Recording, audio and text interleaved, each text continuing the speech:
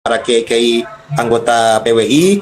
Insya Allah kita akan instruksikan untuk waspada akan ucapan tersebut. Kita harus bersiap dari PWI Laskar Sabilillah, dan insya Allah gerakan kita selain untuk bagaimanapun tetap kita akan menepati hukum juga. Arti kata kita bergerak dengan siap tegas, tapi tetap dalam koridor hukum agama dan hukum negara.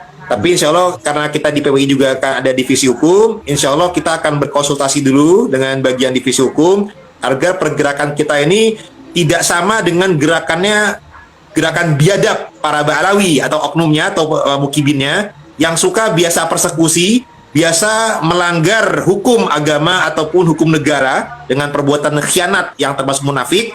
Tentu saja kita akan mengcounternya tapi dengan cara yang lebih baik. Karena dalam agama Islam itu kita diajarkan untuk membalas suatu kejahatan dengan cara yang lebih baik, tidak dengan cara yang sama-sama biadab. Nah, insya Allah kita akan terus berupaya mencerahkan umat, terutama lewat Mas Rifki dan lain, dan Gus Fuad ini kan juga dengan YouTube channelnya sudah luar biasa. Ini memberikan pencerahan bagi umat. Jadi para netizen dalam perkara kali ini tidak hanya netizen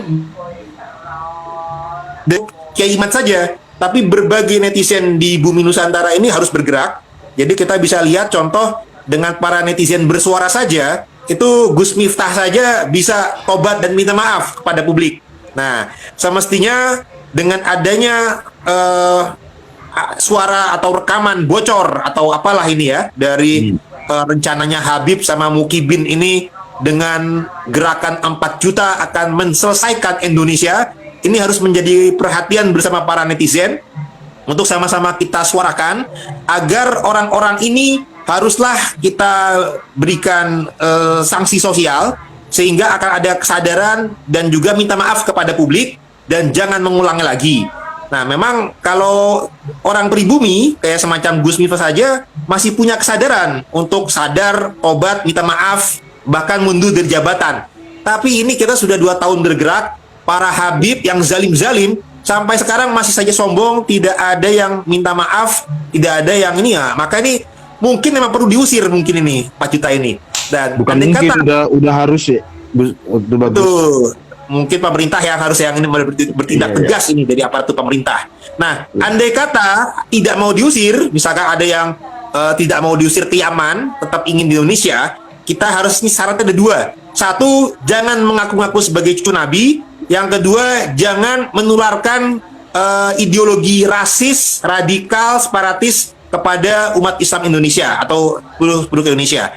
Jadi 2 hal ini perlu ditekankan bagi para Ba'alawi. Kalau mau tetap di Indonesia ini, di negeri ini, ya kita harus toleransi, harus Bhinneka Tunggal Ika, hormat menghormati, jangan ngaku cucu Nabi. Karena dengan ngaku cucu Nabi ini bisa menjadi gerakan rasis yang kemudian menzalimi, merendahkan yang lain. Yang kedua ya jangan mengajarkan hal-hal intoleran tadi, radikal, separatis dan lain sebagainya, Mas Rifki. Jangan lagi mau mendominasi masyarakat Indonesia. Ya, kalau ini saya nambahin, kalau berdasar ungkapan dari Gus Fuad itu syaratnya adalah mereka di depan umum ngaku bukan cucu Nabi. Bukan tidak mengaku-ngaku sebagai cucu Nabi, tapi mengaku bahwa saya bukan cucu Nabi. Itu harus jelas, tegas, soreh gitu ungkapan boleh. mereka. Dan harus minta maaf, masa nggak minta maaf? Betul kata Tuh Bagus Mogi, masa 2 tahun tidak ada satupun dari klan Habib Ba'alawi yang meminta maaf terhadap pemalsuan makam, pemalsuan sejarah, cerita hurufat, doktrin-doktrin yang itu sudah terbukti sesat dan lain sebagainya, persekusi. Tidak ada yang minta maaf. Betapa sulitnya bagi mereka mengungkapkan permintaan maaf. Baik, ini saya mau Kiai Thoifur, tapi Kiai Thoifur ini mungkin ada gangguan jaringan atau bagaimana, saya belum paham ini.